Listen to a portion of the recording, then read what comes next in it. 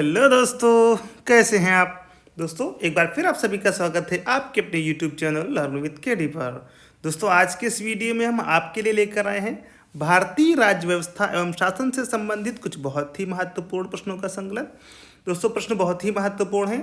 दोस्तों हमने उन्हीं प्रश्नों को उठाया है जो किसी न किसी एग्जाम में पूछे गए हैं। और दोस्तों वीडियो के अंत में हमने सारे प्रश्नों को एक साथ फिर से रख दिया है ताकि हमने शुरू से आखिर तक जो कुछ भी पढ़ा है उसका एक क्विक रिवीजन हो सके। तो दोस्तों आइए बिना किसी देरी के बढ़ते हैं अपने पहले प्रश्न की ओर। हमारा पहला प्रश्न है, निम्नलिखित में से किस अधिनियम के अंतर्गत भारतीय विधान परिषद को बजट पर बहस करने की शक्ति दी गई। दोस्तों सही जवाब हो जाएगा ऑप्शन बी, भारतीय परिषद अधिनियम 1892। दोस्तों आपको बताते चलें कि 1892 के भारतीय परिषद अधिनियम ने विधान परिषद के कार्यों में वृद्धि की। इसके तहत बजट पर बहस करने की शक्ति दी गई परंतु मतदान का अधिकार नहीं था। इस अधिनियम के तहत कार्यपालिका से प्रश्न पूछने की अनुमति थी कि आप कार्यपालिका से प्रश्न पूछ सकते हैं, प्रश्न पूछने की अनुमति थी। बढ़ते हैं अगले प्रश्न की ओर। निम्नलिखित में से किस अधिनियम में कलकत्ता में सर्वोच्च न्यायालय की स्थापना का प्रावधान किया गया था। इसका सही जवाब हो जाएगा ऑप्शन ए, रेगुलेटिंग एक्ट 1773। दोस्तों 1773 के रेगुलेटिंग एक्ट में कलकत्ता में सर्वोच्च न्यायालय की स्थापना का प्रावधान किया गया। इसके प्रथम मुख्य न्यायाधीश थे सर एलिजा इम्पे। दोस्तों सर एलिजा इम्पे इसके प्रथम मुख्य न्यायाधीश थे। बढ़ते हैं अगले प्रश्न की ओर। निम्नलिखित में से किस एक अधिनियम द्वारा भारत में संघीय न्यायालय की स्थापना की गई थी। दोस्तों इसका सही जवाब हो जाएगा ऑप्शन डी, उपर्युक्त में से कोई नहीं। दोस्तों भारत में संघीय न्यायालय की स्थापना 1 अक्टूबर भारत में संघीय न्यायालय की स्थापना 1 अक्टूबर 1937 को भारत सरकार अधिनियम 1935 के तहत की गई। दोस्तों संघीय न्यायालय की स्थापना 1 अक्टूबर 1937 को भारत सरकार अधिनियम 1935 के अंतर्गत की गई थी। इसके प्रथम मुख्य न्यायाधीश थे सर मॉरिस ग्वेयर। सर मॉरिस ग्वेयर इसके प्रथम मुख्य न्यायाधीश थे। अतः निम्न विकल्पों में से कोई भी उत्तर सही नहीं है। बढ़ते हैं अगले प्रश्न की ओर। भारत का संघीय न्यायालय निम्नलिखित में से किस वर्ष में स्थापित किया गया था। सही जवाब हो जाएगा ऑप्शन बी, 1937 ईस्वी। दोस्तों भारत में संघीय न्यायालय की स्थापना 1 अक्टूबर 1937 को 1 अक्टूबर 1937 को भारत सरकार अधिनियम 1935 के तहत की गई थी। बढ़ते हैं अगले प्रश्न की ओर। केंद्र में द्वैध शासन किस अधिनियम के अंतर्गत स्थापित किया गया था। तो दोस्तों इसका सही जवाब हो जाएगा ऑप्शन सी, भारत सरकार अधिनियम 1935। दोस्तों भारत सरकार अधिनियम 1935 के अंतर्गत केंद्र में द्वैध शासन एक नए अखिल भारतीय संघ की स्थापना तथा प्रांतों में द्वैध शासन व्यवस्था को समाप्त करने का प्रावधान किया गया था। प्रांतों में द्वैध शासन का उपबंध 1919 के अधिनियम द्वारा किया गया था। केंद्र में द्वैध शासन के तहत संघीय विषयों को 2 भागों में बांटा गया, आरक्षित और हस्तांतरित विषय। दोस्तों भारत राज्य सचिव की परिषद को समाप्त कर दिया गया था। इसमें भारत राज्य सचिव की परिषद को समाप्त कर दिया गया था। बढ़ते हैं अगले प्रश्न की ओर। निम्नलिखित में से किस अधिनियम ने केंद्र में द्वैध शासन प्रणाली को स्थापित किया। तो दोस्तों इसका सही जवाब हो जाएगा ऑप्शन ए, भारत शासन अधिनियम 1935। बढ़ते हैं अगले प्रश्न की ओर। भारतीय विधान पालिका प्रथम बार द्विसदनीय बनाई गई। दोस्तों इसका सही जवाब हो जाएगा ऑप्शन सी, 1919 के भारत सरकार अधिनियम द्वारा। दोस्तों 1919 के भारत सरकार अधिनियम द्वारा केंद्र में द्विसदनीय विधान पालिका की स्थापना की गई। ऊपरी सदन राज्य परिषद कहलाता था जो 5 वर्ष के लिए होता था और उसके 60 सदस्यों में से 34 निर्वाचित होते थे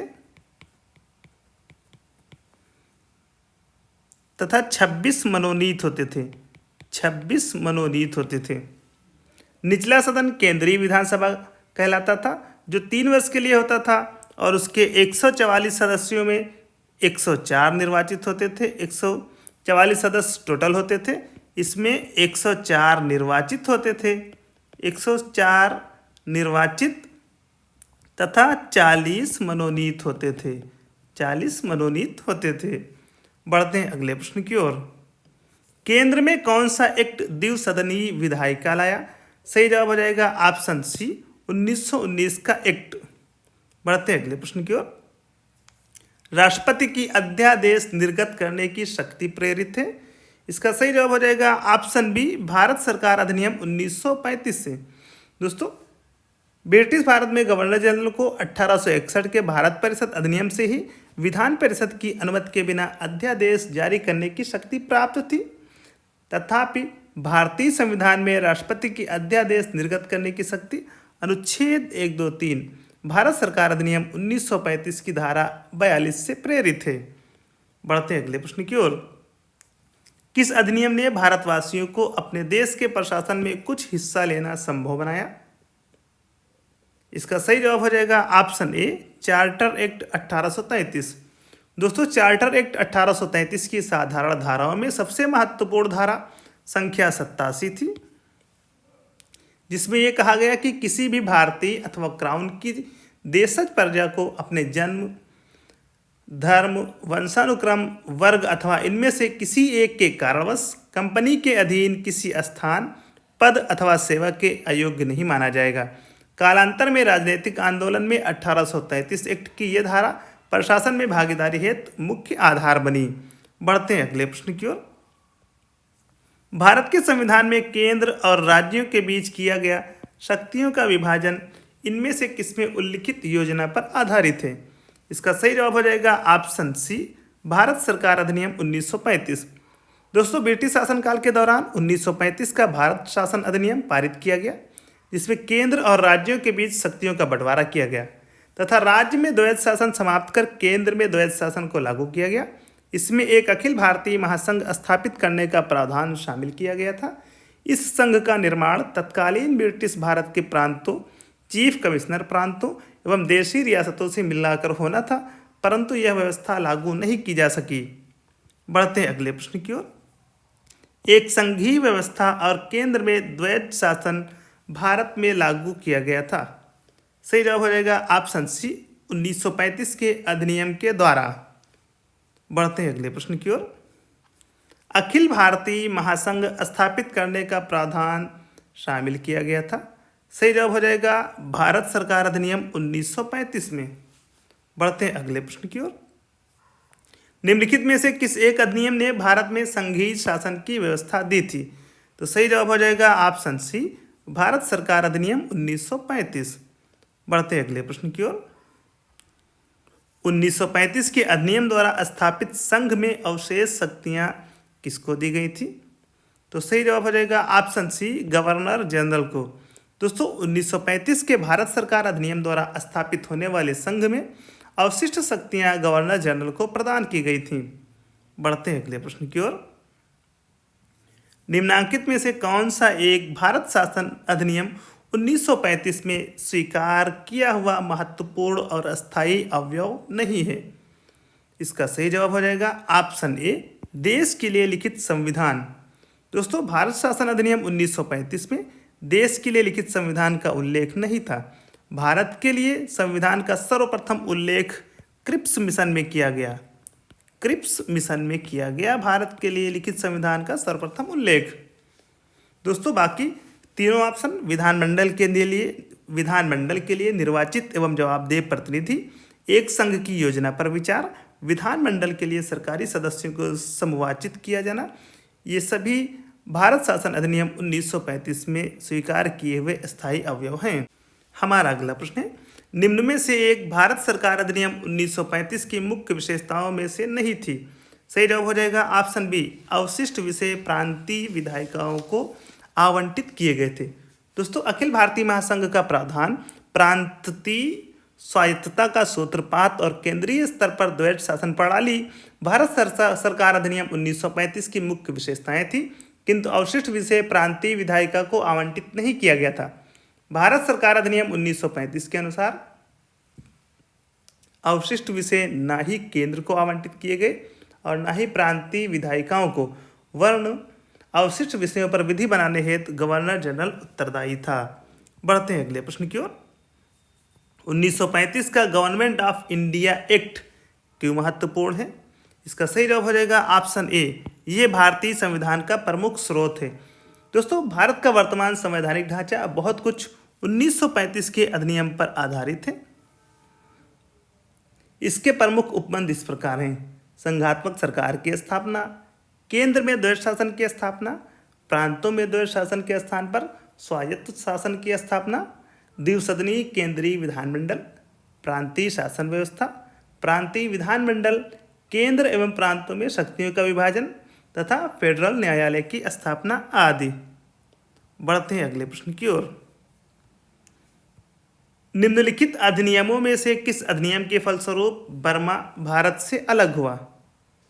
इसका सही जवाब हो जाएगा option C, government of India act 1935। दोस्तों, गवर्नमेंट ऑफ इंडिया एक्ट 1935 के प्रावधानों के अनुरूप 1937 में बर्मा को भारत से अलग कर दिया गया। बढ़ते हैं अगले प्रश्न की ओर। वर्ष 1937 के चुनावों में कितने प्रांतों में कांग्रेस का मंत्रिमंडल बना था? सही जवाब हो जाएगा ऑप्शन सी, 8 प्रांतों में। दोस्तों, 1935 के भारत सरकार अधिनियम के आधार पर फरवरी 1937 में प्रांतीय विधानमंडलों के चुनाव हुए, जिनमें कांग्रेस ने अपनी प्रतिद्वंदी दलों का सफाया करते हुए 5 प्रांतों मद्रास, बिहार, संयुक्त प्रांत, मध्य प्रांत एवं बरार तथा उड़ीसा में पूर्ण बहुमत प्राप्त किया। कांग्रेस बम्बई लगभग पूर्ण बहुमत, असम तथा उत्तर पश्चिम प्रांत में सबसे बड़े दल के रूप में उभरी। केवल पंजाब, बंगाल तथा सिंध में ही कांग्रेस सबसे बड़े दल बनने से वंचित रही। जुलाई 1937 के दौरान 6 प्रांतों में भारतीय राष्ट्रीय कांग्रेस ने अपने मंत्रिमंडल गठित किए। ये प्रांत थे मद्रास, बम्बई, मध्य प्रांत, उड़ीसा, बिहार और संयुक्त प्रांत। बाद में पश्चिमोत्तर प्रांत और असम में भी कांग्रेस ने अपने अन्य सहयोगियों के साथ मिलकर गठबंधन मंत्रिमंडल बनाए। इस प्रकार कुल 8 प्रांतों में कांग्रेस का मंत्रिमंडल बना था।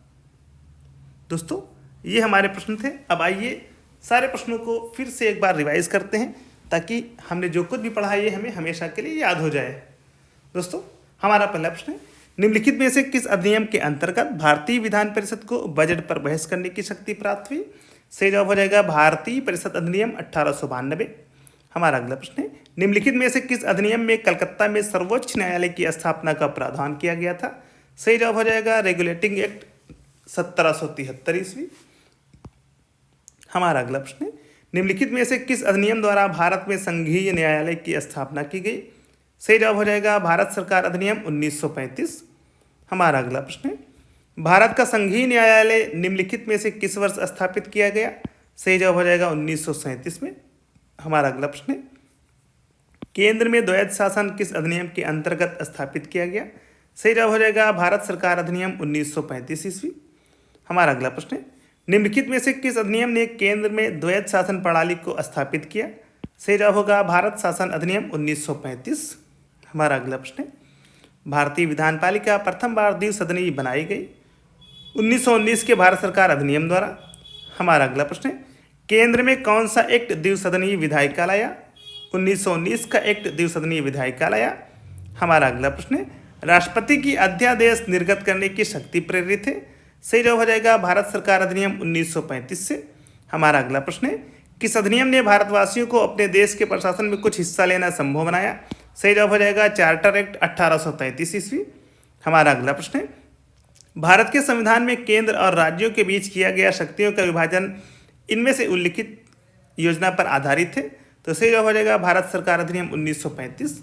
हमारा अगला प्रश्न है, एक संघीय व्यवस्था और केंद्र में द्वैध शासन भारत में लागू किया गया था 1935 के अधिनियम द्वारा। हमारा अगला प्रश्न है, अखिल भारतीय महासंघ स्थापित करने का प्रावधान शामिल किया गया था? सही जवाब हो जाएगा भारत सरकार अधिनियम 1935 में। हमारा अगला प्रश्न है, निम्नलिखित में से किस एक अधिनियम ने भारत में संघीय शासन की व्यवस्था दी थी? सही जवाब हो जाएगा भारत सरकार अधिनियम 1935। हमारा अगला प्रश्न है, 1935 के अधिनियम द्वारा स्थापित संघ में अवशेष शक्तियां किसको दी गई थी? सही जवाब हो जाएगा गवर्नर जनरल को। हमारा अगला प्रश्न है, निम्नांकित में से कौन सा एक भारत शासन अधिनियम 1935 में स्वीकार किया हुआ महत्वपूर्ण और अस्थायी अवयव नहीं है? सही जवाब हो जाएगा देश के लिए लिखित संविधान। दोस्तों वीडियो को लाइक करें, शेयर करें और अगर आप चैनल पर नए हैं तो चैनल को सब्सक्राइब करना बिल्कुल ही ना भूलें। हमारा अगला प्रश्न है, निम्न में से एक भारत सरकार अधिनियम 1935 की मुख्य विशेषताओं में से नहीं थी? सही जवाब हो जाएगा अवशिष्ट विषय प्रांतीय विधायिकाओं को आवंटित किए गए थे। हमारा अगला प्रश्न है, 1935 का गवर्नमेंट ऑफ इंडिया एक्ट क्यों महत्वपूर्ण है? सही जवाब हो जाएगा ये भारतीय संविधान का प्रमुख स्रोत है। हमारा अगला प्रश्न है, निम्नलिखित अधिनियमों में से किस अधिनियम के फलस्वरूप बर्मा भारत से अलग हुआ? सही जवाब हो जाएगा गवर्नमेंट ऑफ इंडिया एक्ट 1935 के अंतर्गत। और हमारा अंतिम प्रश्न है, वर्ष 1937 के चुनाव में कितने प्रांतों में कांग्रेस का मंत्रिमंडल बना था? सही जवाब हो जाएगा 8 प्रांतों में। तो दोस्तों ये थे हमारे भारतीय राज्य व्यवस्था एवं शासन से संबंधित कुछ बहुत ही महत्वपूर्ण प्रश्न दोस्तों, जो किसी न किसी एग्जाम में पूछे गए हैं। दोस्तों टॉपिक बहुत ही महत्वपूर्ण है दोस्तों, प्रश्न बहुत ही महत्वपूर्ण है दोस्तों। वीडियो को लाइक करें, शेयर करें और अगर हमारी मेहनत पसंद आई हो तो चैनल को सब्सक्राइब करना बिल्कुल भी ना भूलें। दोस्तों आज के इस वीडियो में बस इतना ही। दोस्तों जाते जाते आपसे बताते जाएं कि डिस्क्रिप्शन में चैनल की प्लेलिस्ट दी गई है दोस्तों, वहां पर जाएं, सारी वीडियोस को देखें दोस्तों। वो सारी वीडियोस आपकी आगामी परीक्षाओं के लिए बहुत ही महत्वपूर्ण साबित होंगी। आज के इस वीडियो में बस इतना ही, जल्दी आपसे मुलाकात होगी एक नई वीडियो के साथ। धन्यवाद।